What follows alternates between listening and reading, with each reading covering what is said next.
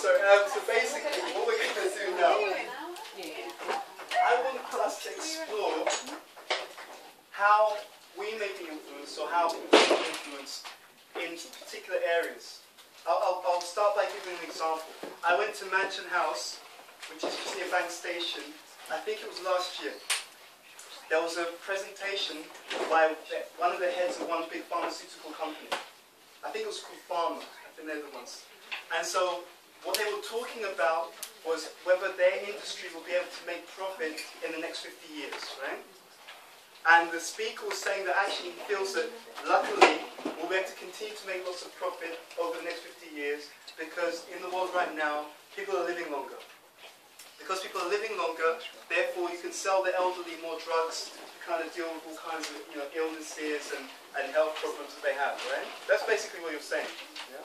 So that's an example of an industry, so the pharmaceutical industry, and it's also, that ability to profit is also based upon something. This is my analysis of it. Now, most people know consciously that if you want to be healthy, what do you have to do? Have a healthy life. Healthy life, but what does that mean? Give me the elements. Food, relationships, yeah? Sports, yeah? So, where did the idea come from that you can actually be fine and feel healthy just by taking drugs? Right? It's a form of denial to say that I'm going to treat my body very badly, I'll drink, I'll smoke, I won't do any exercise, but it doesn't matter, it's all going to be healthy, it's all going to be fine, nothing's going to go wrong. Right? Generally, do you know anyone who's never been ill? Isn't it amazing? One of those harsh realities of life, everyone has disease. Right? Do you know anyone who's not going to die? Anyone? You have a friend who's like, he's been around for a long time. You see what I'm trying to say? But we don't say death now. They passed away, passed away. They left peacefully, but he's dead. You understand? Do you know anyone who doesn't grow old? Anyone who does not grow old? Madonna. You! So special connection now. So the point is that there are realities, right? But there are also industries that work on or feed off us not really facing up to certain things.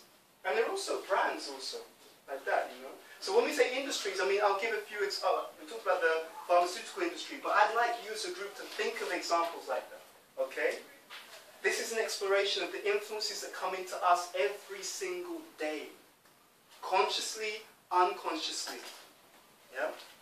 In the Vedic tradition, which is the literatures we use, it's explained that what you are, in terms of what you think, pushes you to act in so many ways.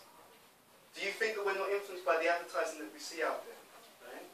Do you know that when you don't look at an advert, it can sometimes have more influence on you than when you do look at it? Because when you don't look, it goes through to your subconscious. Right? Did you know that? When I did media studies, they showed us there was a strike. They showed us that the newspaper coverage of, I think, a miners' strike. I think it was back in the 80s. And depending on the newspaper's editor and the newspaper's political stance, they show different pictures. Right? So in some newspapers which were in favour of the miners, they would show the police punching them, kicking them, beating them, and what that elicited in the public, it would create what? Anger and outrage, anything else. How do you feel about the miners? Yeah, supportive. These bad policemen, how dare they do this to the miners? We should do something about them, these poor miners. Another newspaper, which sympathized with the government, who were kind of, against the miners in that situation, they showed the miners being rude, swearing, dirty, kind of lazy, and what kind of impression did that give? And supportive towards them. Sorry? And supportive towards them. Exactly. Supports the government, but to crack down on these lazy miners, etc. So we are being affected all the time. It's like the current Israeli-Palestinian conflict, whichever stance is, I think the Israelis got the right to defend themselves, or Palestinians are being...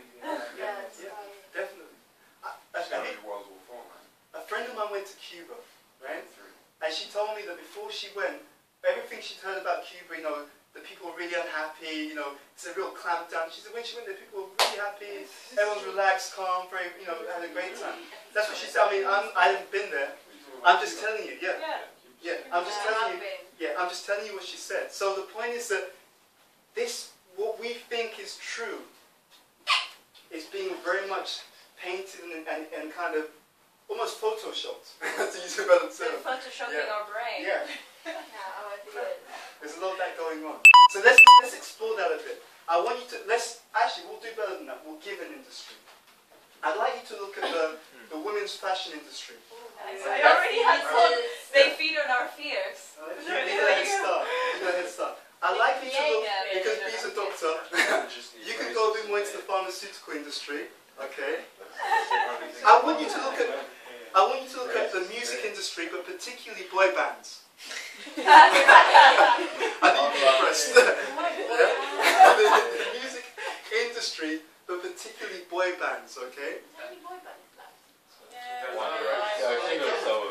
And I'd like you guys to look at the movie industry, the Hollywood movie industry. Okay?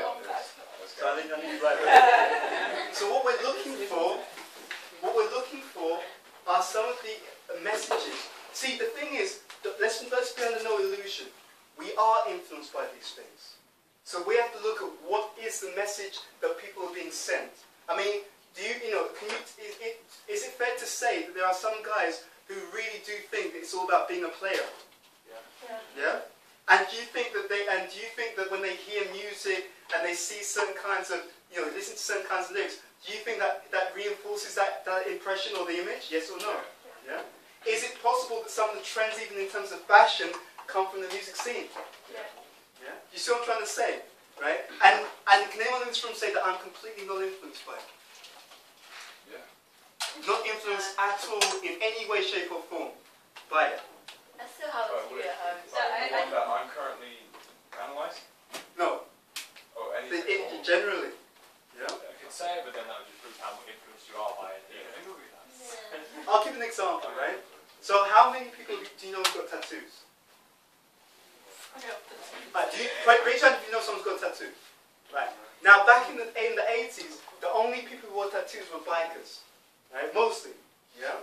Very, very small groups, small subcultures. But prisoners as well, yeah. But a few subcultures. But nowadays, do you find that more people are doing it?